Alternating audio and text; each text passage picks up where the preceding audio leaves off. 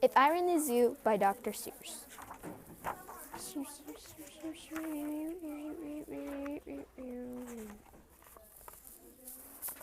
It's a pretty good zoo, said young Colonel McGrew, and the fellow who runs it seems proud of it too. But if I ran the zoo, said young Colonel McGrew, I'd make a few changes. That's just what I do. The lions, the tigers, that kind of stuff they have up here are not quite good enough. You see things I like these in just any old zoo. They're awfully old-fashioned. I want something new. So I'd open each cage, I'd unlock every pet, let the animals go, and I'd start over again. And somehow or another, I think I could find some beasts of a much more unusual kind. And a 4-footed lion's not much of a beast. The one in my zoo will have 10 feet, at least. 5 legs on the left and 5 more on the right. Then people will stare and they'll say, "What a sight! This zookeeper, the new keeper, Gerland's quite keen.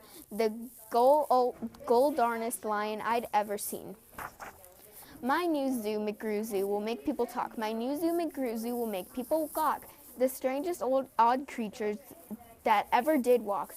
I'll get for my zoo a new sort of hen who roosts in another hen's top knot, and then another one who roosts in the top knot of his, and another one in his, and another one in his. So forth and upward and onward, and gee whiz.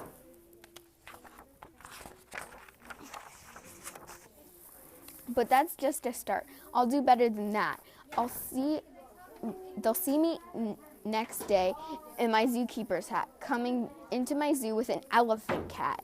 They'll be so surprised that they'll all swallow their gum. They'll ask when they see my strange animals come, "Where do you suppose he gets those things like that from? His animals have such very odd faces. I'll bet he must hunt them in rather odd places." And that's what I'll do, said young Colonel McGrew. If you want to catch beasts you don't see every day, then you have to go places quite out of the way. You have to go places no others can get to. You have to get cold, and you have to get wet too. Up past the North Pole where the frozen winds squeal, I'll go up and I'll hunt my seagull mobile and bring back a family of what do you know, and that's how my new zoo, McGrew Zoo, will grow. I'll hunt in the mountains of Zumamba with helpers who all wear their eyes in a slant, and capture one fine fluffy bird called the bustard, who only eats custard with a sauce of mustard, and also a very fine beast called the flustered, who only eats mustard with a sauce made of custard. I'll catch 'em in caves, and I'll catch 'em in brooks. I'll catch 'em in crannies, and I'll catch 'em in nooks. You don't read about the geography books. I'll catch 'em in countries that no one can spell, like the country of Matafapel. In a country like that, if a hunter is clever, he'll hunt up some beasts that you never saw ever.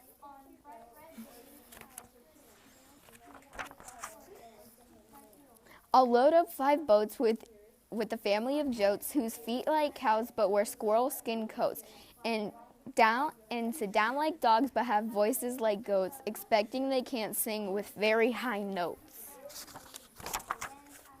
And then I'll go down to the wilds of Nantucket and capture a family of lucks in a bucket. Then people will say, "Now I like that boy heaps, and his new zoo, McGrew Zoo, is going by leaps. He captures them wild and captures them meek. He captures them slim and captures them sleek. What do you suppose he will capture next week?" I'll capture one tiny, I'll capture one cute. I'll capture a deer that no hunter would shoot. A deer that's so nice he could sleep in your bed if it weren't for those horns he had on his head. And speaking of horns that just a bit quite gear, I'll bring back a very odd family of deer. A father, a mother, two sisters, a brother, whose horns are connected from one to another, whose horns are so mixed that can't tell them apart, can't get where they end and can't get where they start. Each deer is mighty puzzled. He never found his horns or hers, or the other way around. That's confusing. I'll capture them fat, I'll capture them scrawny. I'll capture a scrogglefoot mulgani, a high-stepped animal fast as the wind from blistered sands of the desert Zend. The beast is the beast that bravest chefmans ride when they want to go fast and find some place to hide. A mulgani is fine for my zoo, and so's a chieftain, and I'll bring one back too. In the southwestern part of southeast North Dakota lives a very fine animal called the iota. I'll capture one who's even much finer in the northeastern west part of South Carolina. When the people say him, they will say, "Now by the thunder, the new zoo, McGrew Zoo, is really a wonder, Christine." Most of the beasts are quite friendly, but still, in some lands, some beasts are too dangerous to catch with bare hands. For those that are ugly and vicious and mean, it's build a bad animal catching machine. It's rather expensive to catch such a kit, but with it a hunter, it can never get bit. A zoo should have bugs, so I'll capture a thurl whose legs are snarled up in a terrible shrill. Then I'll go and I'll capture some chugs and some keen shooter, mean bean shooter bugs. You look so sad. I'll go to the African island of Yurka and bring back a trizzle-topped tuft Marzakura, a kind of canary with quite tall throat. His neck is so long if he swallows an oat for breakfast the first day of April, then say it has to go down such a very long way that it won't get to his stomach till the 15th of May. That's really long.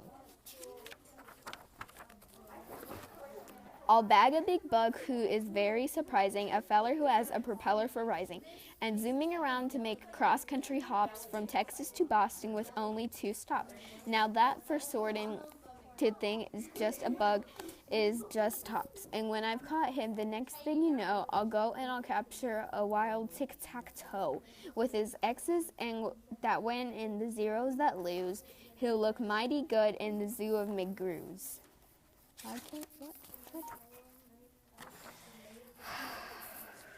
I'll bring back a guest, a jerkin, a gasket, and also a gooch from the winds of Nakasset.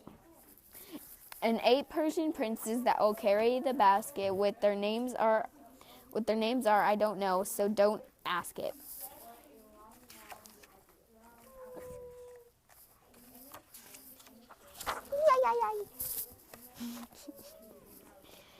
In Cave of Khartoum lives a beast called the Naj, and there's no hunter that's been able to catch. He's hidden for years in his cave with a pout, and no one's been able to make him come out. But I'll coax him out with a wonderful meal that's cooked by my cooks in my cooker mobile.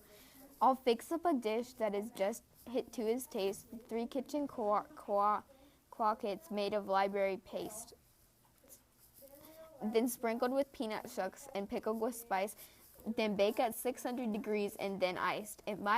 It's mighty hard to cook up such feasts, but now that's how the new zoo, McGrew Zoo, gets beasts. This is all coming from a little kid.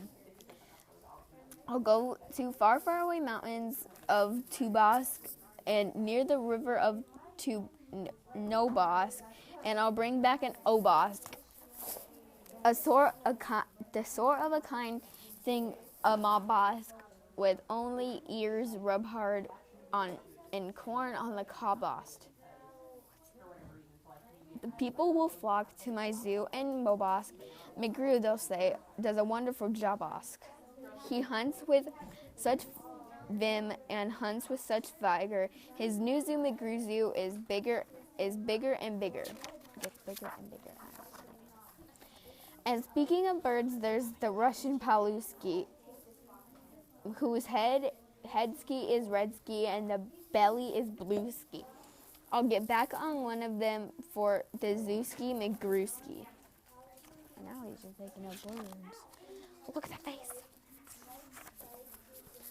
The next whole town will gasp why this boy never sleeps. To no keeper before what he keeps. Oh my God.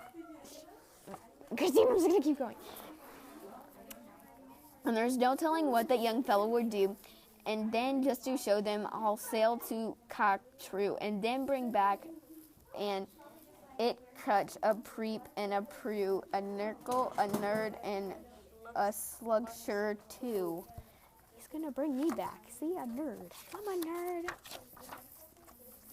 Oh my gosh, it's finally over. No, it's not. I'll hunt the jungles of hippo no hungs and bring back a flock of wild bippo no bungs. The bippo no bungs from hippo no hungs are better than those down in dippo no dungs and smarter than those in nippo no nungs.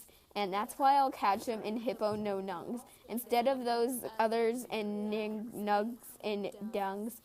And people will say what they see in bibs bounding.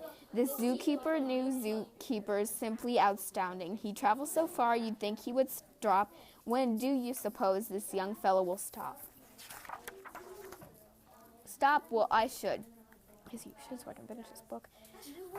But I won't stop until I've captured the Fizza Mawizza Madrill, the world's biggest bird from the island of Guac, the world's biggest bird from the island, who only eats pine trees. I am reading so freaking long. The Fizza Mawizza McDill, the world's biggest bird from the island of Gok, and who only eats pine trees and splits out the bark. And boy, when I get him back home to my park, the whole world will say, young McGrew's made his mark. The build zoo, the Noah's whole ark.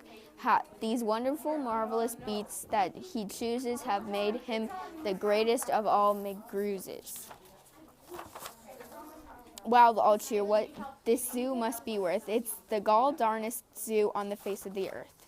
Yes, that's what I'll do, said young Colonel McGrew. I'll make a few changes if I ran the zoo.